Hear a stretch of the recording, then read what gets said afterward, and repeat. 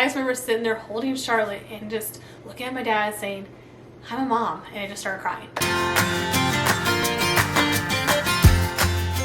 Hey everyone, and welcome back to my channel. As you can tell by the title, I'm going to be sharing my labor and delivery story with you guys.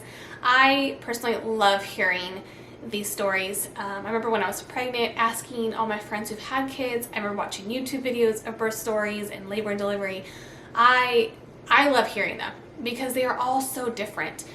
Some are a little similar in certain ways, like my friend and I are both pregnant at the same time and we were both induced, but had totally different labor and delivery stories, and it was so fun to hear her story and then she heard mine. So I wanted to share my story with you guys. So let's go ahead and get into it. All right, so let's start with my pregnancy. I really enjoyed my pregnancy. Loved being pregnant actually, except for like the very end when it was closer to having Charlotte. I was super uncomfortable, but all you mamas know this. It's the ending. You're just like, I'm done. Get this kid out. I'm ready to hold them. So I did work my whole pregnancy. I am a cosmetologist, so I was on my feet all day. I worked all the way up until about a month before I had Charlotte. I also had Braxton Hicks my whole pregnancy. I had them from 17 weeks up until the week I had her. And my Braxton Hicks were crazy. I had them every day. Sometimes I would just like one or two a day. Sometimes I would have them where they would last an hour. They were every 10 minutes. But my doctor was never, worried about them. As long as I didn't hit the 2-hour mark, I didn't have to be sent into the hospital. And they were crazy. Like my stomach would get so tight, and Travis and I would laying there in bed one time. It got so tight, and Braxton Hicks are bizarre. Let's go ahead and fast forward up to a week before I had her. So I was 36 weeks, I believe, around 36 weeks, and I was hitting the point where I was seeing my doctor once a week. And I went in, and I was 1 centimeter dilated. And I remember being so excited. I was like, oh my gosh, it could be any day now. She's gonna be here. My doctor was like, well, don't get too excited yet. It could be a while, but you are starting to get dilated. I'm like, okay. So then the next week I went in, and I was 37 weeks and 6 days, I believe. And so Travis went with me to this appointment. And normally he didn't come with me to my appointments just because he was working, and my appointments were just me getting my belly measured and making sure everything was good. So he didn't need to be there, and he would go to my ultrasound appointments, but that was pretty much it. So he went with me to this appointment. I'm very glad he did. And I think he came, I honestly can't remember. It's been like a year and a half. But I think he came because the week before I was already dilated, so he kind of wanted to be there for the appointment and see what's going on. So we went in, and so like I said, 37 weeks in like 6 days. So that was Friday, January 25th. So we went in, got weighed, and with my pregnancy, I gained about 35 to 40 pounds total. So I went in, got weighed, and then we did my blood pressure. Well, my blood pressure was very high, and my whole pregnancy, it's been totally normal, never high. So it was just kind of like, oh, okay, like maybe you're just anxious and excited because we're getting close to your due date, and let's just have the doctor come in. We'll see from there, and then we'll most likely do your blood pressure again. So into the room, my doctor came in, checked me, and I'm still 1 centimeter dilated, and everything was measuring out great. Asked how I was feeling, and I was having Braxton Hicks that day, and I was having them a little closer than 10 minutes apart, but I was only lasting just an hour, and that was it. So she's like, okay, yeah, I mean, you're getting close, your body's just kind of prepping and getting ready. So they did my blood pressure again, and it was still very high. So she's like, okay, she's like, well, let's go ahead and have you just sit and relax for about 10 minutes. We'll have you laid back. We'll bring you some water. Just relax. Probably just because we just started talking about everything. You're still anxious. And so let's just see where, after 10 minutes, where your blood pressure is. She goes, if it is high, we'll probably have to send you to the hospital to do some testing. And she goes, and the testing is, it's only about 2 hours. They just hook you up to monitors and just monitor you for the next 2 hours to see kind of what's going on. She goes, but you'll probably be home by dinner time if we have to send you in. 10 minutes go by, and my doctor comes back in, or the nurse does, and checks my blood pressure, and it's still very high. So my doctor comes in. She's like, unfortunately, we're going to have to send you in. She's like, I'm going to go ahead and give them the heads up that you were coming. And She's like, but don't worry. She's like, you'll be home by dinner time. She's like, they're just gonna monitor, make sure everything's fine. So my appointment was 3:30 in the afternoon. So by the time I got out there, it was on 4. And so as Travis and I are walking back to our car, we're like, okay, we need to head home. Let's grab my hospital bag just in case and check on the dogs. And I remember we were driving home and I just started bawling in the car. And it was just every emotion that was going through me. Like, I was excited. I was so nervous, anxious, like every emotion was just coming out. So we got home. I finished throwing stuff into my hospital bag, which, by the way, I packed that bag a couple days before this doctor's appointment. And then we took care of the dogs, and then we headed to the hospital. So I believe we got to the hospital around 5:36 p.m. And we lived about 30 minutes away from the hospital, and then plus work traffic. So yes, got there, got checked in, got brought back to like an exam room. And so they just hooked me up to all the monitors, and we did the 2-hour testing. So we just hung out there. We didn't text anyone. We didn't tell family just yet because we kind of wanted to see what was going on before we got everyone all excited thinking baby's coming. So 2 hours go by, and my nurse comes in, and she's like, good news. She's like, your blood pressure is back to normal. Everything's looking good. She goes, and you're having a baby this weekend. I remember Travis and I looked at each other. We're like, wait, what? She's like, yep. She's like, you guys are having a baby this weekend. We're going to be inducing you. Her heart rate is fluctuating, kind of going up and down. So we want to monitor that more, and you're going to be having a baby this weekend. Okay. So she's like, okay, let me go ahead and get all the paperwork finished up for you, and we'll get your IV hooked up. I'm like, okay, cool. And then I remember asking her, I was like, well, is there any way I can eat before we start all this? Because I have not ate since 11 and I'm starving. And my nurse is really cool. So she's like, went double checked with the doctor, but she came back and she's like, yep. She's like, go ahead, eat whatever you want, because once we start everything, you're not gonna be able to eat other than ice chips, Jello, and popsicles. So Travis went and got me Burger Lounge, and that's the first time I ever had it. So good. It was amazing. And finished eating. She came in and got my IV hooked up, and I hate IVs. I hate blood work, and only because my first trimester when I got blood work done, it was just very traumatizing. The guy did a horrible job on me. Like, I got beat up. She was super quick and made it so easy for me, and she did it more on the side of my arm, so I was able to move quick and easy. So once I got my IV hooked in, I remember asking my nurse, like, okay, so are we going to be changed to one of the labor delivery rooms, or like out of this exam room? And she's like, well, unfortunately, no. You will be delivering in this room. I'll pop a picture right here for you guys so you can see how small this room was. Like, it's literally an exam room. So we did our hospital tour. We were showed all these rooms, like all the labor delivery rooms, and then like the recovery rooms, and everything's super nice. Like the dads get a nice little bed to lay in. No. My hospital was under construction, so half of it was under construction, and they only had a certain amount of rooms available. She's like, well, if a room does pop up, we'll probably move you over, but right now you'll be in this room.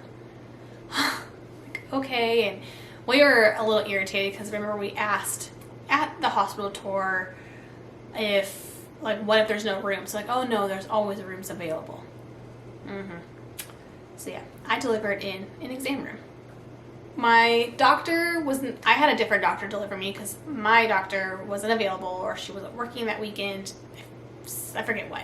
But I actually ended up liking the doctor that delivered Charlotte more than my other doctor. So she came in and explained everything to me. So they decided not to do Pitocin. They're going to do something different. And I can't remember exactly what the name is, but what it is, it's a pill that's on a string and it gets inserted into you.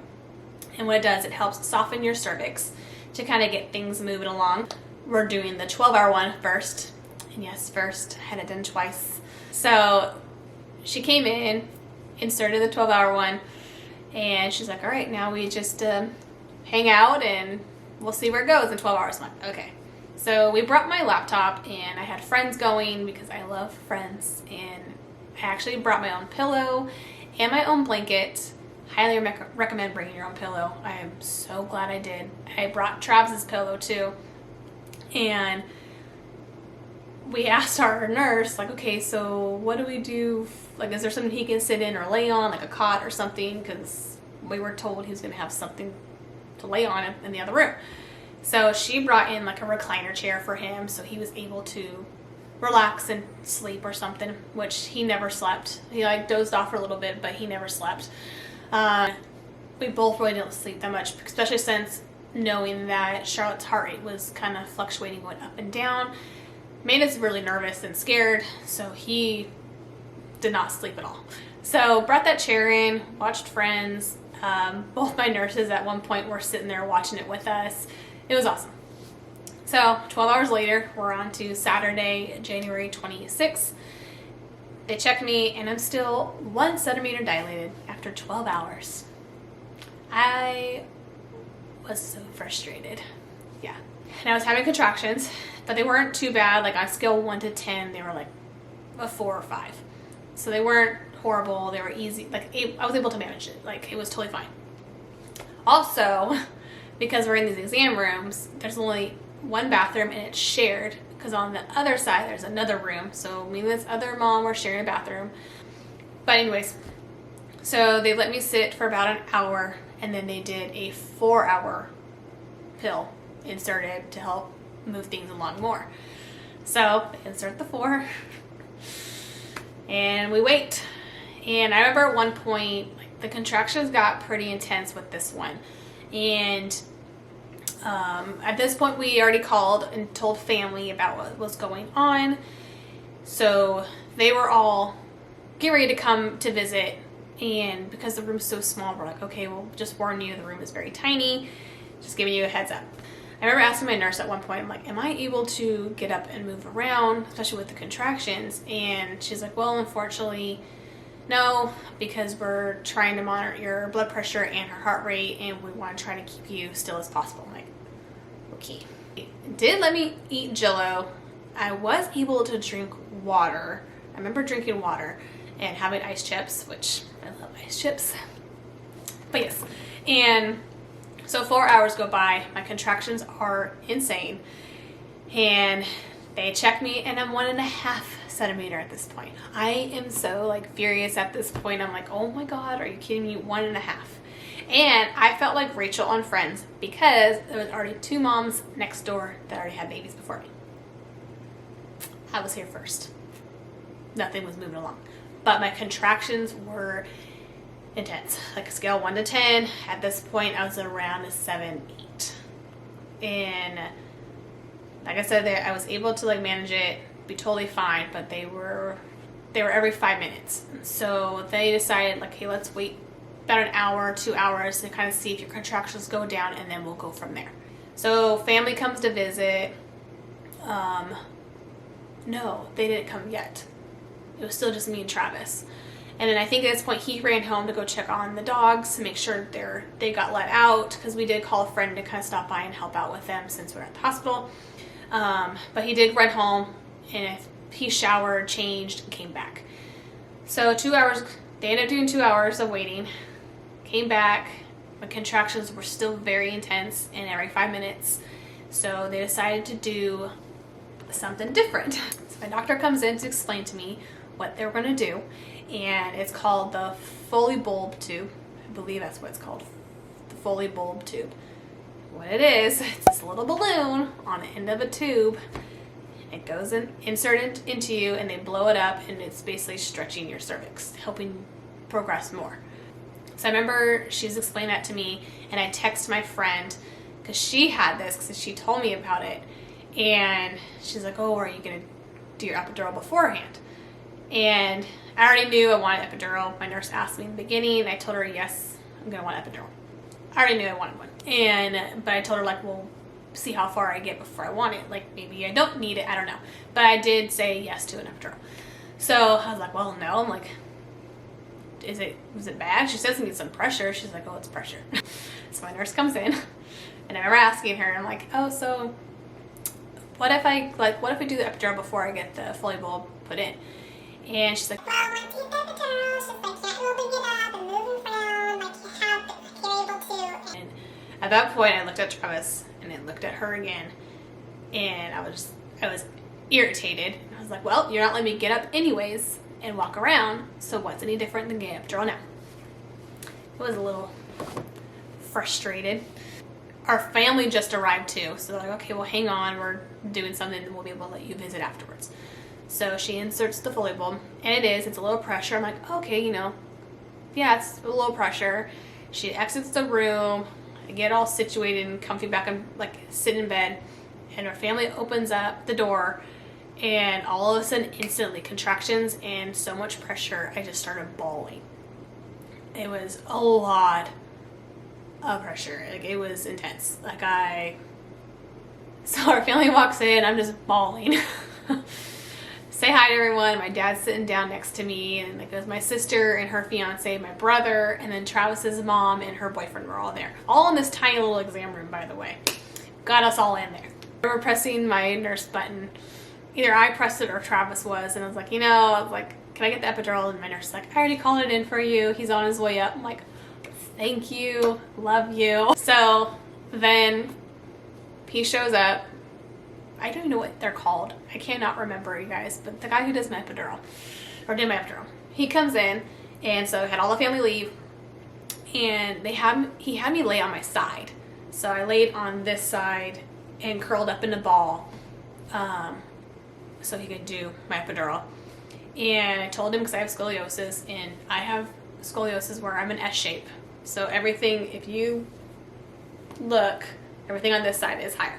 So I did let him know that I have scoliosis. That was like one thing I was afraid of, like what if he like got half of me, or like what if like something didn't work out. So he's like, oh, no problem. Really, really sweet guy. But he explained every little detail of what he was doing. So Travis is holding my hands. My nurse is holding my legs in more. I have the shakes really bad from all of the pressure and contractions, so I'm having the hardest time trying to stay still. I'm curled up in this ball, and finally, I'm able to kind of control it and stop shaking so much. And he's telling me every little detail. I am unwrapping the needle. I am marking your back. I am inserting this needle. And Travis is watching the whole thing. He was so fascinated by it, watched it. And I remember one point he sat down when he inserted the needle and got everything all hooked up, and Travis sat down in a chair. And my nurse and I both looked at him like, are you okay? He's like, oh yeah, I'm fine. He goes, my back was just hurting from bending over holding you. We're like, okay. Once my epidural was in, I felt great. I was in a much better mood. Our family came back in and visited with us a little bit more. My sister's fiance, Justin, was so fascinated by my screen of when all my contractions were. He's like, whoa, he's like, that was a big one. Did you feel it? I'm like, nope, I didn't feel that one. I feel great. It's probably a little pressure, but we're good. So he was fascinated by that, which was hilarious. And then Travis, his mom, and her boyfriend all went downstairs to the cafeteria to get some food while I just, talked with my family. And I remember sitting there, and my sister was rested up against the wall. Right when she leaned up against the wall, we heard this huge pop and echo noise. We're like, what was that? And Charlotte's heart rate dropped. And so my dad's like, oh my gosh, call the nurse. I'm like, call my nurse. Her heart rate just dropped. She's like, okay, I'll be right there. All nonchalant and chill. She comes walking in all nice. I'm like, her heart rate just dropped. She's like, okay. And she lifted my sheet up, and she's like, oh, your water broke. Oh, okay. She's like, so my dad, brother, sister, and Justin all left the room, and she checked me, and sure enough, that pop echo noise that we heard was my water pushing the Foley bulb tube out. So it pushed it out, and that's what the echo was, because I had the monitors on my belly. So my water broke. She checked me. I'm 4 centimeters. So I'm like, woohoo, progress. And so we cleaned me up. I text Travis and told him, my water just broke. And his reaction was oh man, I just made nachos. Okay, I'll be right there. It's like, no babe, you're fine. We still have a while. I'm only 4 centimeters. Go ahead and eat. It's totally fine. He's like, oh, okay. And what's funny, we literally just saw a meme like a couple hours beforehand of like basically that same like interaction, like, man, I just did this, I'll be right there. Like it was pretty funny. So my nurse exits the room and tells my family, you guys come back in. And she's like, yep, she's 4 centimeters. And my brother, love my little brother, he's like, oh, so is it go time? Nope, still got a while. She's only 4 centimeters when you get to a 10. So they come back in. We still visit with them, and then Travis, his mom, and Jim all come back upstairs. So we're all hanging out in the room. And around, I believe 11 is when they all decided to leave and just give us like time to relax. And everyone's like betting on when the baby will be here. Everyone's like, I give it like 7 or 8 in the morning. And I think Travis's mom was the one that said, I think it's going to be like 2 or 3 in the morning. So like, okay, so we said bye to everyone, and Travis and I just, we're resting. I'm laying there, and Travis and I are like watching Friends or Netflix or on our phones. And my nurse came in to check me, see how I was doing, check my epidural bag. And I asked her, like, oh, can I get a pillow for, between my legs, since I have to, go back and forth on my sides. She's like, oh, let's get you the peanut ball. What the heck's a peanut ball? Well, sounds just like it. It's literally this, like those balls that you sit on, but what it is, it's shaped like a peanut, and it goes between your legs like a pillow, but what it does, it helps widen your hips for the baby to drop more. So she brought this peanut ball in, and it wasn't too bad, because I've heard it is uncomfortable, but for me it wasn't horrible. So I'm laying there, and maybe about 10-15 minutes go by, and all of a sudden a nurse comes running in. And I'm like, oh my gosh, she's like, I gotta flip you right now, her heart rate's dropping. So they flipped me really quick onto my other side. I'm like, okay. She's like, okay, check my monitors, everything's fine. Perfect. Put the peanut ball back between my legs, she leaves the room. Not kidding you, I think it was like 5 minutes, maybe 10, but I believe it was like 5 minutes later, she came running in again and flipped me because Charlotte's heart rate dropped again. So then later, like this is probably another half hour later, another nurse comes in just to kind of check my screen and my vitals and all that stuff. And she's like, how are you feeling? I'm like, good. I go, but I do feel pressure. And she's like, oh yeah. It's like, yeah. I'm like, I feel like I have to poop. She's like, oh. She's like, well, when's the last time they checked you? I was like, well, my water broke last night at 9:30 p.m. It is like 2:20 in the morning on Sunday, January 27th. And she checked me. She's like, oh, whatever you do, don't sneeze, don't cough, like don't push or anything, because her head's right there. Okay. Here she comes. All of a sudden they like turn all the lights on, they get me all like situated, my nurses are coming in, we're moving Travis's recliner out of the way, we're getting ready to push. So we start, my nurses are kind of talking me through it. We got the oxygen mask on me because I was having a hard time with that.